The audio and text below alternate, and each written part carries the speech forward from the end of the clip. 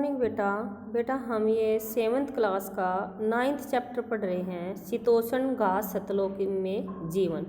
यानी जो ठंडे प्रदेश हैं बेटा, और वहाँ पर ठंडे इलाके होने के कारण घास जो है बहुत अधिक मात्रा में पाई जाती है। तो वहाँ पर लोगों का जीवन कैसा है और किन प्रदेशों को हम घास के मैदान कहते हैं, उनके बारे में यानी इस लेसन में पढ़ेंगे।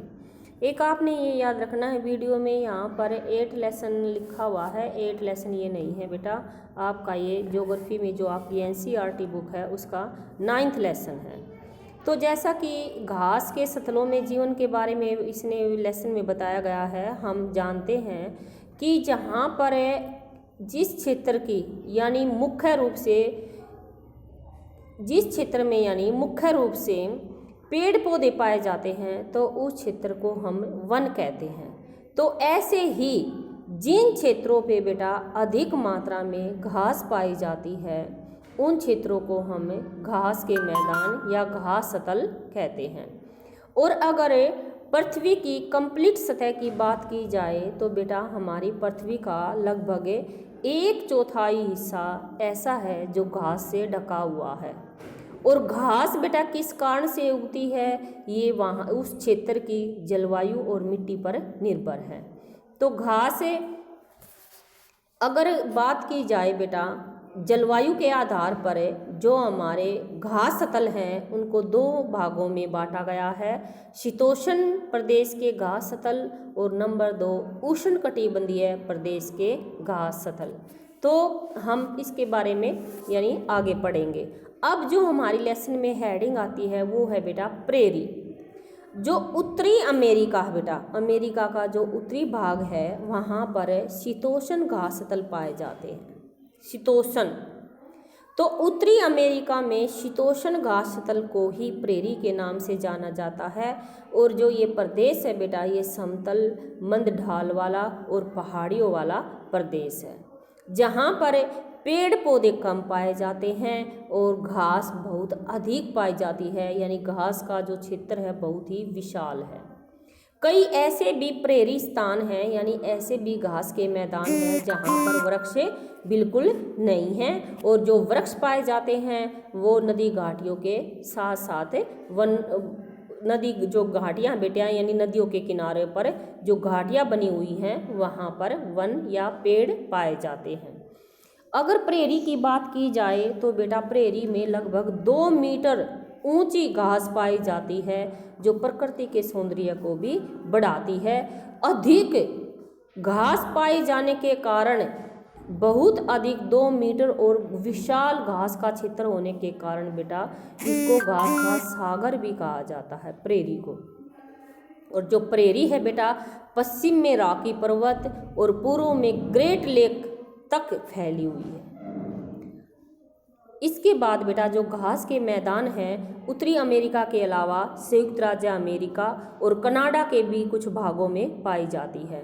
अमेरिका में जो प्रेरी है बेटा यानी घास का जो मैदान है वो मिसिसिपी नदी की सहायक नदियां हैं बेटा, जिससे वहाँ के घास क्षेत्रों को पानी मिलता है और वहाँ घास प्रचुर मात्रा में पाई जाती है।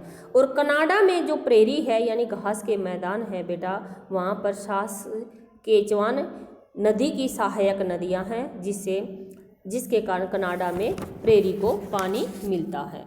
अब हम बात करते हैं बेटा जलवायु की। उससे पहले बेटा हम 2 क्वेश्चन असाइनमेंट के हैं, आप उनको ध्यान से सुने और याद रखें। प्रेरी के घास के मैदान अमेरिकी मूल निवासी यानी प्रेरी में जो घास के मैदान हैं और वहाँ पर रहने वाले मूल निवासी हैं उन्हें रेड इंडियन के नाम से जाना जाता है, ये आप याद रखें। दूसरा आपका असाइनमेंट का क्वेश्चन आएगा बेटा कि चिनूक क्या होता है। जिस तरह हम यहाँ पर गर्म हवा को इंडिया में लू के नाम से जानते हैं, ऐसे ही उत्तरी अमेरिका में बेटा एक गर्म हवा यानी गर्म पवन चलती है और ये पवन शीत ऋतु में बहती है जिसे चिनूक कहा जाता है। और जब ये लू चलती है तो बेटा ये तापमान को बढ़ा देती है और पृथ्वी की सतह पर जो बर्फ़ पड़ी हुई होती है उसको पिघला देती है।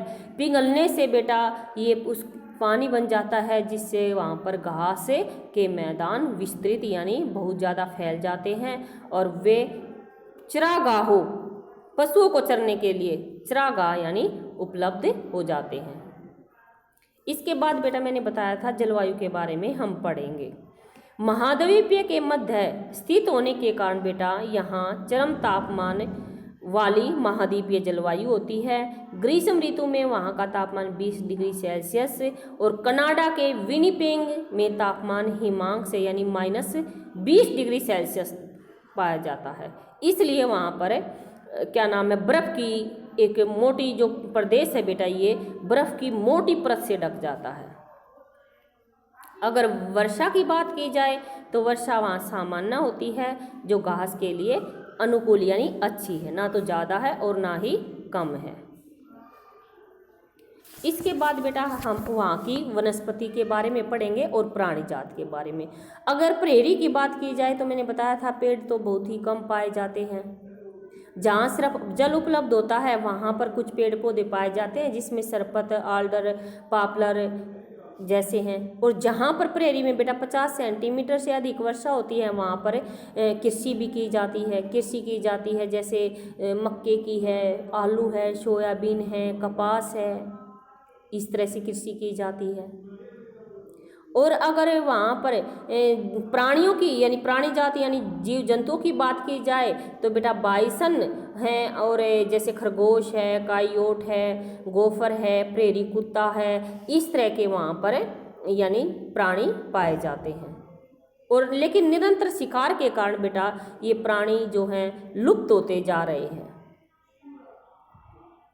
और इनसे इसके बाद बेटा वहाँ के लोग यानी लोग कैसे हैं, लोगों का जीवन कैसा है, तो वहाँ के लोग बेटा बहुत ही मेहनती हैं और जो प्रकृति के द्वारा उन लोगों को संसाधन मिले हुए हैं, उन्होंने टेक्नोलॉजी का प्रयोग करके बेटा उन संसाधनों का सफलतापूर्वक विकास भी कर लिया है। और विश्व के सबसे ज़्यादा बेटा जो विकसित देश हैं, आप याद रखें, संयुक्त राज्य अमेरिका और कनाडा है। वहाँ उन लोगों ने कृषि की भी वैज्ञानिक विधियाँ जैसे ट्रैक्टर, हार्वेस्टर और कंबाइन के उपयोग से उत्तरी अमेरिका सबसे बड़ा खाद्यान्न उत्पादक बन गया है। यानी उत्तरी अमेरिका में सबसे ज़्यादा खाने वाली वस्तुएं सबसे ज़्यादा उत्तरी अमेरिका में है। और गेहूँ अत्यधिक उत्पादन के कारण प्रेरी को विश्व का धान्यागार भी कहा जाता है। धान्यागार यानी प्रेरी में सबसे ज़्यादा गेहूँ उगाए जाने के कारण। इसके अलावा बेटा वहाँ पर खनिज पदार्थ भी पाए जाते हैं जैसे कोयला है, लोहा है और विशाल भंडार तथा सड़क, रेल एवं नहर की समुचित यानी अच्छी अवस्था होने के कारण बेटा यह क्षेत्र विश्व का सबसे बड़ा औद्योगिक प्रदेश बन गया है। तो ये पढ़ा था बेटा हमने उत्तरी अमेरिका के प्रेरी मैदान के बारे में। कल हम पढ़ेंगे वेल्ड यानी दक्षिणी अफ्रीका के शीतोष्ण घास तल के बारे में। तो थैंक यू बेटा।